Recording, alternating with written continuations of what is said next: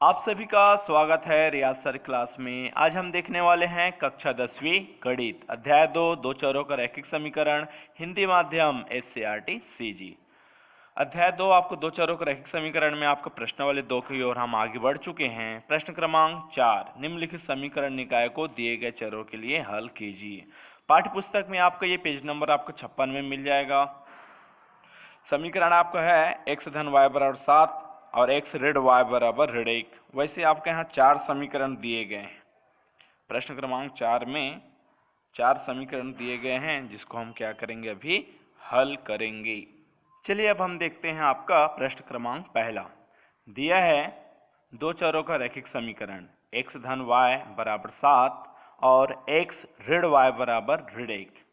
इस समीकरण को हम आपका प्रतिस्थापन विधि से हल करते हैं। प्रतिस्थापन विधि में हम दिए गए समीकरण 1 और 2 समीकरण दिए रहेगा, ठीक है। उसमें से पहले समीकरण को लेकर के x या y दोनों में से किसी एक का मान ज्ञात करते हैं और जो ज्ञात हो जाएगा मान उसको हम समीकरण 2 में रख करके हम मान ज्ञात करते हैं। तो चलिए देखते हैं। तो प्रतिस्थापन विधि से हल करेंगे समीकरण 1 से। तो समीकरण 1 क्या है, x धन y बराबर 7 और यहाँ हम x या y दोनों में से किसी एक का मान ज्ञात करेंगे। चलिए y का मान ज्ञात करते हैं। तो y बराबर 7 का 7, x कुछ नहीं किस में है, धन में, पक्षांतर करेंगे तो हो जाएगा ऋण में।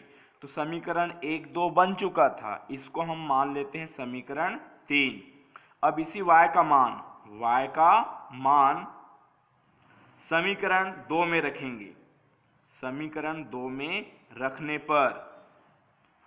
पर तो समीकरण 2 क्या है, समीकरण 2 है x ऋण y बराबर ऋण 1। x का x, ऋण का ऋण, y का मान क्या रखना है, 7 ऋण x। चूंकि y का जो मान मिला है आपका यहाँ 2 पद है, 1 और 2, इस कारण y वाला बाहर में ऋण का चिन्ह है ना, इस कारण y वाले को हम क्या करेंगे, कोष्टक में लेंगे, बराबर ऋण 1 का ऋण 1। तो x का x, कोष्टक बाहर ऋण चिन्ह है तो अंदर चिन्ह बदल जाएगा, 7 धन में तो हो जाएगा ऋण वाला, x ऋण में है तो ऋण का क्या हो जाएगा, धन वाला, ऋण 1 का ऋण 1। अब देखिए x धन में, ये भी x धन में, तो ये x कुछ नहीं गुणांक कितना है, 1, ये भी x है, कुछ नहीं गुणांक कितना है, 1। धन और धन जुड़ेगा तो यहाँ जो गुणांक है वो जुड़ जाएगा, ठीक है, x। तो पेन कितना होता है, पेन और पेन को जोड़ेंगे, अगर 2 बार पेन है तो पेन 2 पेन, वैसे यहाँ x और x को जोड़ेंगे एक बार 2 बार। ऋण 7 का ऋण 7 बराबर ऋण 1 का ऋण 1, ठीक है। हमारा टारगेट क्या है, जो अज्ञात राशि उसका मान ज्ञात करना। तो x का मान ज्ञात करेंगे तो यहाँ 7 ऋण में है, पक्षांतर करेंगे तो हो जाएगा धन में। तो 2x बराबर आपका, इसको हल करेंगे कितना आ जाएगा, धन और ऋण 7 में 1 गया तो 6, बड़ी गिनती का चिन्ह। तो x का मान ज्ञात करेंगे, किसका मान, x का, धन का चिन्ह नहीं लिखेंगे तो भी चलेगा, ठीक है। 2 का यहाँ गुणा हो रहा है, पक्षांतर करेंगे क्या हो जाएगा, भाग। तो x बराबर 2 एकम 2, 2 तिया 6, 3/1। 3/1 को हम केवल 3 भी लिख सकते हैं, ठीक है। परिमेय संख्या बनाते हैं तो हर में क्या लगाते हैं, 1, और हर में 1 नहीं लगाएं तो भी इसको हम 3 लिख सकते हैं, ठीक है। तो x का मान क्या मिल गया, 3। अब लिखेंगे x का मान समीकरण 3 में रखने पर, समीकरण 3 में रखने पर, चलिए रख देते समीकरण 3। समीकरण 3 क्या प्राप्त हुआ था, y बराबर 7 ऋण x, y बराबर मिला था 7 ऋण x। तो y का y, 7 का 7 ऋण x का मान क्या मिला आपका, 3। तो y का y बराबर 7 में 3 गए कितना आ जाएगा, 4। अतः दिए गए समीकरण का हल, अतः दिए गए समीकरण का हल, समीकरण का हल x बराबर कितना मिला, 3 व y बराबर कितना, 4 है। चलिए अब हम देखते हैं आपका प्रश्न दूसरा। दिया है दो चरों का रैखिक समीकरण 2x धन y बराबर 8, x ऋण 2y बराबर ऋण 1। इसको हम आपका इस बार विलोपन विधि से हल करते हैं, ठीक है। पहले प्रश्न को किस विधि से हल किए, प्रतिस्थापन विधि से, ठीक है। इस वाले आपके प्रश्न को हम विलोपन विधि से हल करते हैं। विलोपन विधि में हम दिए गए समीकरण में x या y के गुणांक को हम समान लेते हैं, एक जैसे बराबर लेंगे, उसके बाद आपका जोड़ेंगे या घटाकर, ऐसे करके हम क्या करेंगे, विलोपन विधि में हम दिए गए समीकरण का हल करेंगे। तो इसमें देखिए आपका गुणांक x का गुणा अंक, गुणा किसका हो रहा है, कौन से अंक का हो रहा है, 2 का। यहाँ गुणांक कुछ नहीं, कितना है आपका ये 1, तो यहाँ जो गुणांक है ये समान है क्या, नहीं। एक जैसे हैं क्या, नहीं। एक जैसे नहीं है तो क्या करेंगे, इसको हम समान करेंगे। तो समान करने के लिए क्या करना पड़ेगा, जो गुणांक है उसी को अल्दी बल्दी करेंगे। जैसे यहाँ का गुणांक कुछ नहीं, क्या है 1, तो इस 1 का गुणा हम पहले समीकरण में करेंगे, और वहां x का गुणांक कितना है 2, तो उस गुणांक 2 को हम इस नीचे वाले समीकरण में गुणा करेंगे, जिससे क्या होगा, आपका x का जो गुणांक है दोनों समीकरण में बराबर हो जाएगा। कैसे, चलिए देखते हैं। ठीक, समीकरण 1 में तो यहां आपका 1 वाले में हम किसका गुणा करेंगे, x का गुणांक बराबर करने वाले हैं ना, तो नीचे में जो x का मान दिया है उसी का हम ऊपर में गुणा करेंगे। तो नीचे वाला x का मान क्या है, कुछ नहीं तो 1, तो अतः समीकरण 1 में 1 का गुणा तथा समीकरण 2 में, ठीक है, समीकरण 2, तो इसमें किसका गुणा करेंगे, उस ऊपर वाली गिनती का नीचे में गुणा करेंगे। ऊपर में क्या है 2, तो नीचे में गुणा करेंगे, 2 का गुणा करके। तो देखिए यहां जो दिया गया इसका गुणांक कुछ नहीं किसमें है, धन में, ये भी कुछ नहीं किसमें है, धन में। अगर दोनों धन में है तो हम क्या करेंगे, समीकरण को घटाएंगे। दोनों धन में रहेगा तो क्या करेंगे, घटाएंगे। अगर दोनों ऋण में रहेगा फिर भी हम क्या करेंगे, घटाएंगे। तो इस तरह क्या जानकारी मिल गया, समान चिन्ह होने पर हम दिए गए समीकरण को घटाएंगे। समान चिन्ह होने पर क्या करेंगे, घटाएंगे। और विपरीत चिन्ह होने पर, अर्थात यहां धन हो और यहां ऋण हो, तो विपरीत चिन्ह होने पर क्या करना पड़ेगा, जोड़ना पड़ेगा। ठीक है, हम सभी को याद रखना पड़ेगा। तो चलिए अभी कैसे चिन्ह है, अभी समान चिन्ह है, तो इस कारण क्या करेंगे, दोनों समीकरण को घटाएंगे, गुणा करके घटाने पर। ठीक है, तो चलिए समीकरण 1 में किसका जो समीकरण दिया गया उसको लिख लीजिए, 2x धन y बराबर 8 और x ऋण 2y बराबर ऋण 1। तो किसका गुणा करने वाले हैं, इसको यहाँ लिखेंगे। समीकरण 1 में पहले वाले में किसका गुणा, 1 का गुणा, और समीकरण 2 वाले में 2 का गुणा। ठीक है, चलिए गुणा करेंगे, 1 का गुणा करेंगे, अंदर में कोई फर्क पड़ेगा नहीं, 1 का गुणा आप किसी में करिए, ठीक है, दिए गए संख्या वही का वही रहेगा। दूसरा है 2 का गुणा करेंगे, 2 गुणा x 2x, ऋण 2 गुणा y 2y, 2 गुणा 2 करेंगे, 2 गुणित 2 करेंगे, 2 दूनी 4, फिर y का y, इस 2 का गुणा ये दोनों में हो गया। चूंकि समीकरण है तो 2 का गुणा उस पार में भी करना पड़ेगा, दोनों पक्षों में। ठीक है, फिर क्या करेंगे, इसको घटाने पर, ये कुछ नहीं तो अभी धन है, तो चिन्ह जो है ना ऊपर वाले के नहीं, जो नीचे कोष्टक के अंदर में है ना उसी का चिन्ह बदलेगा, धन और ऋण वाला। तो ये धन है तो क्या हो जाएगा, ऋण। कोष्टक के बाहर में ये क्या लगा है, कोष्टक के बाहर में ऋण के चिन्ह, तो अंदर चिन्ह क्या हो जाएगा, बदल जाएगा, धन का ऋण, ऋण का धन, ऋण का धन। 2x समान है, ठीक है, ऊपर धन वाला और नीचे बन गया है ऋण वाला, तो धन और ऋण का कारण क्या हो गया, निरस्त हो गया, कट गया। y धन में, y वाला भी धन में, तो ये है y कुछ नहीं तो एक बार, मतलब एक y और ये 4y, धन धन जुड़ेगा तो 4 और 1 5y बराबर 8 भी कुछ नहीं तो धन में, 2 भी धन में, धन धन जुड़ेगा, 8 और 2 क्या हो जाएगा 10, बड़ी गिनती का चिन्ह। y का मान ज्ञात करेंगे, 10 का 10, 5 का गुणा हो रहा है तो यहाँ भाग, 5 एकम 5, 5 दूनी 10, तो इस तरह y का मान ऊपर में मिला 2, नीचे में 1, तो इसको हम y बराबर केवल 2 भी लिख सकते हैं। तो y का मान अब हम क्या करेंगे, समीकरण 1 में रखेंगे, y का मान समीकरण 1 में रखने पर,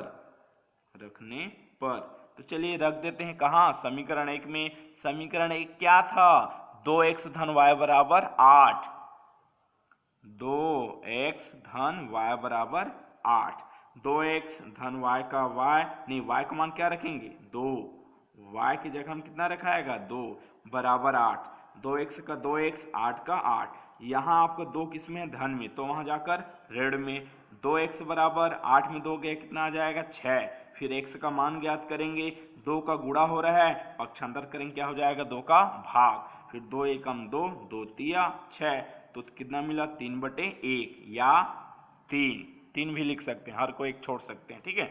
तो इस तरह आपका अतः दिए गए समीकरण का हल, अतः दिए गए समीकरण का हल, दिए गए समीकरण का हल x बराबर 3 व y बराबर कितना 2 है। हाँ, अभी हम आपका प्रश्न क्रमांक पहला दूसरा, ठीक, ये 2 को हल कर चुके हैं। पहले वाले कौन सी विधि से, प्रतिस्थापन विधि से, दूसरे वाले को विलोपन विधि से, विलोपन विधि से, ठीक है। और ये जो तीसरा वाला है ये आपका हो जाएगा HW, ठीक है, गृह कार्य हो गया। ये वाला तीसरे वाला क्या करना है आपको बनाना है। चौथा वाला चूंकि करने वाला है और अधिकतर आपका बच्चे लोग को आपका करने वाले में क्या थोड़ा समझ में नहीं आता, तो चलिए हम आपके चौथा वाला प्रश्न ले लेते हैं, ठीक है। ये आपका HW हो गया, कौन सा तीसरा वाला। अब हम चौथा प्रश्न देखेंगे। चलिए अब हम आपका देख रहे हैं, ठीक है। चौथा दिया है 2 चरों का रैखिक समीकरण, कर्णिक 7x धन कर्णिक 11y। याद रखना आपका कर्णिक 7 और x ये जो है ना अंदर में नहीं है, ये बीच में किसका चिन्ह है गुणा, तो कर्णिक 11y बराबर 0, समीकरण पहला बन गया। अगला है कर्णिक 3x ऋण कर्णिक 5y बराबर 0, ये बन गया समीकरण दूसरा। इसको हम आपका हल कर रहे हैं विलोपन विधि से, ठीक है। तो विलोपन विधि में हम जानते हैं दिए गए समीकरण को हम क्या करेंगे पहले लिखेंगे डिब्बे के अंदर में कोष्टक में, देखो कोष्टक बंद, पहला समीकरण, दूसरा समीकरण भी कोष्टक बंद कर दिए। फिर क्या करेंगे, जो गुणांक है x का गुणांक कर्णिक 7 है और यहाँ x का गुणांक कितना है कर्णिक 3, ये दोनों का गुणांक बराबर नहीं है, तो यहाँ x का जो गुणांक है कर्णिक 3 इसका गुणा करेंगे हम पहले समीकरण में, और वहां जो कर्णिक 7 है उसका गुणा करेंगे हम समीकरण दूसरे में। जैसे एक आपके विलोपन विधि वाला भी आप देख चुके हो, ठीक है, ठीक वैसे ही करना है यहाँ, ठीक है। तो देखिए कर्णिक 3 का गुणा, कर्णिक 3 का गुणा क्या होगा कर्णिक 7 में भी होगा, तो यहाँ लिख दिए कर्णिक 3 का गुणा कर्णिक 7 में हो गया x का x धन का धन, वैसे कर्णिक 3 का गुणा कर्णिक 11 में, तो कर्णिक 3 गुणा कर्णिक 11 y का y, वैसे कर्णिक 3 का गुणा उस पार बराबर के उस पार 0, चूंकि हम गुणा करेंगे तो समीकरण के दोनों पक्षों में कर रहे हैं, ठीक है। वैसे कर्णिक 7 का गुणा यहाँ पर भी करेंगे तो कर्णिक 7 गुणित कर्णिक 3, x का x ऋण का ऋण, कर्णिक 7 का गुणा कर्णिक 5 में, कर्णिक 7 गुणित कर्णिक 5, ठीक है, y का y बराबर 0 का 7 भी उसी का गुणा होगा, कर्णिक 7 7 हो गया। अब देखिए यहाँ करणे, एक मिनट यहाँ देख लीजिए आपका ये क्या है करणे, करणे घात यहाँ कुछ नहीं तो क्या छिपा रहता है 2, तो यहाँ पर भी देखिए कर्णिक घात कुछ नहीं क्या छिपा है 2, यहाँ पर कर्णिक घात कुछ नहीं क्या है छिपा है 2, तो अगर कर्णिक घात समान है, अगर कर्णिक की घात क्या है समान है, ये ऊपर वाला कर्णिक घात समान है तो कर्णिक कितने बार लिखाएगा एक बार, x का x गुणा का गुणा y का y, गुणा है तो दोनों का क्या हो जाएगा गुणा हो जाएगा, ठीक है। ये सूत्र जो है केवल गुणा और भाग में काम आएगा, किसमें आएगा गुणा और भाग में, कर्णी x भागित कर्णी y हो तो कर्णी को एक बार लिखेंगे x भागित कितना ये y, और ये जोड़ने घटाने में क्या होगा ऐसा काम नहीं आएगा, कर्णी x धन कर्णी y दिया गया है तो हम दोनों को ऐसे जोड़ के लिख दिए तो ये ऐसा नहीं होगा, ठीक है। यहाँ आपका नियम है जोड़ने घटाने का, अगर ये कर्णी x है तो और कर्णी x मिलना चाहिए, अर्थात अगर कर्णी घात यहाँ 2 है तो वहां पर भी कर्णी घात समान होना चाहिए, ठीक है। और कर्णिगत संख्या मतलब जो कर्णी के अंदर में संख्या है वो भी समान होना चाहिए, तभी वो जुड़ेगा। जैसे कर्णी 2 धन कर्णी 2 को जोड़िए तो कर्णी 2 यहाँ घात देखिए समान है, हाँ है, कर्णिगत संख्या समान है अंदर में, हाँ है, तो कर्णिगत संख्या और कर्ण मतलब आपका जो कर्णी वाला है इसको एक बार लिखेंगे और इसका गुणांक कुछ नहीं कितना है 1, इसका गुणांक कुछ नहीं कितना है 1, तो जुड़ेगा 1, ये धन है इस कारण जुड़ेगा ना, धन है तो 1 और 1 क्या हो जाएगा 2, तो इसका आंसर हो जाएगा 2 कर्णी 2।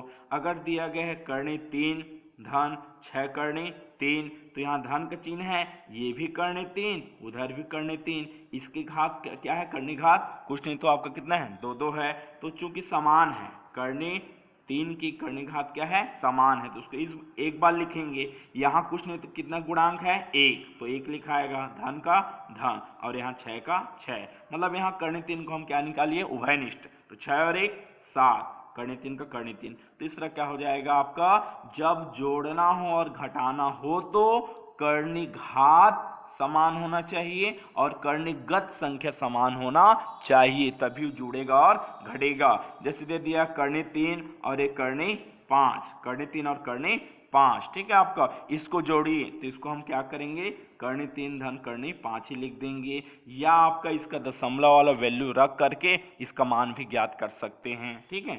तो इसमें कर्णी 3 और कर्णी 5 को हम ये नहीं जोड़ेंगे, ऐसे लिखाएगा, दशमलव वाला स्वरूप लेकर आपका इसको हल कर सकते हैं, लेकिन ये जुड़ेगा नहीं अभी, ठीक है, जैसे बाकी लोग को जोड़ते थे। चलिए हम फिर आ जाते हैं सवाल में वापस। तो चलिए, तो ये कर्णी घात समान है, तो कर्णी घात समान है तो कर्णी एक बार लिखाएगा और गुणा का चिन्ह है इस कारण 3 गुणा 7 7 तिया 21, वैसे कर्णी समान है तो एक बार 11 तिया 33 y का y, कर्णी 3 में शून्य में आपका किसी का भी गुणा करो आपका आंसर क्या आएगा 0, वैसे यहाँ कर्णी समान है 7 गुणा 3 7 तिया 21, कर्णी समान है 5 गुणा 7 5 7 35, कर्णी 7 गुणा 0 करो 0 हो जाएगा, ठीक है। तो यहाँ पर भी देखिए जो इसका गुणांक है वो भी धनात्मक है, इसका भी जो गुणांक है वो भी धनात्मक है, अगर समान चिन्ह रहते हैं तो हम क्या करेंगे विलोपन विधि में घटाएंगे, समान चिन्ह होने पर इसका धन समान चिन्ह इस कारण क्या करेंगे हम समीकरण को घटाएंगे, तो यहाँ ऋण का चिन्ह। अब ये देखिए कर्णी 21x, यहाँ पर भी कर्णी 21x धन और ऋण होने के कारण क्या हो गया कट गया, कोष्टक के बाहर ऋण का चिन्ह था इस कारण ये नीचे वाला चिन्ह क्या हो गया, जो पहले धन था तो वो ऋण था वो धन, ऐसा बदल गया, ठीक है, तो ये चेंज हो गया कट गया वो, ठीक है। कर्णी 33y और आपका धन कर्णी 35y, ये दोनों बच गए बराबर 0 का 0, इधर भी y उधर भी y को हम उभयनिष्ठ निकाल लिए, ठीक है, कर्णी 33 का कर्णी 33 धन का धन कर्णी 35 बराबर 0 का 0, हमको y का मान ज्ञात करना है, तो कर्णी 33 धन 35 जो दिया गया कर्णी वाला वो यहाँ गुणा हो रहा है, तो वहां जाकर 0 के साथ क्या हो जाएगा भाग, और हम जानते हैं ऊपर में 0 हो अंश में क्या हो 0, और हर में आपका चाहे 1 ले लो 11 ले लो 110 ले लो कुछ भी ले लो, ठीक है, तो एकम करके 110 एकम 110 110 शून्यम 0, ठीक है, 110 शून्यम 0 ऐसे बोलकर ऊपर में फिर से क्या मिल गया 0 और नीचे में 1, तो इस तरह आपका आंसर नीचे वाले 1 को हम छोड़ सकते हैं, तो आंसर क्या मिल गया 0। तो नीचे में कोई सा भी संख्या रहे, ऊपर में 0 हो और नीचे में आपका हर में कोई सा भी संख्या रहे, जब हम आपका किसी भी संख्या से 0 को क्या करते हैं, ठीक है, 0 है, ठीक है, उसको 0 को यदि किसी भी संख्या से भाग दिया जाए तो आंसर क्या मिलता है 0 ही मिलता है, तो इस कारण हम इसको काट दिए, क्या लिख दिए 0, तो y का मान क्या मिल गया 0, तो y का मान समीकरण 1 में रखने पर समीकरण 1 क्या है कर्णी 7x धन कर्णी 11y बराबर 0, धन का चिन्ह लगा बीच में, ठीक है, तो रख दीजिए y का मान समीकरण 1 में कर्णी 7x धन कर्णी 11y बराबर 0, तो कर्णी 7x धन कर्णी 11 गुणित y का मान क्या रखेंगे 0 बराबर 0 को 0, कर्णी 11 गुणित 0, 0 में किसी भी संख्या गुणा करो आंसर क्या मिलेगा 0, ये हो जाएगा, इसको दोनों को जोड़ेंगे 0 में किसी को जोड़ो वैसी का वैसी, फिर लिख दे कर्णी 7x, x का मान ज्ञात करेंगे, कर्णी 7 का यहाँ गुणा हो रहा है पक्षांतर करेंगे क्या हो जाएगा 0 के साथ भाग हो जाएगा, 0 भागित कर्णी 7, तो अभी हम ऊपर देख चुके हैं एकम और शून्यम में क्या हो जाता है कट जाता है, तो 0/1 मिल गया, ठीक है, तो नीचे में क्या मिल गया आपका 0/1, तो 1 को हम छोड़ सकते हैं, तो आंसर क्या मिल गया 0, अतः दिए गए समीकरण का हल क्या हो जाएगा x बराबर 0 और y बराबर 0।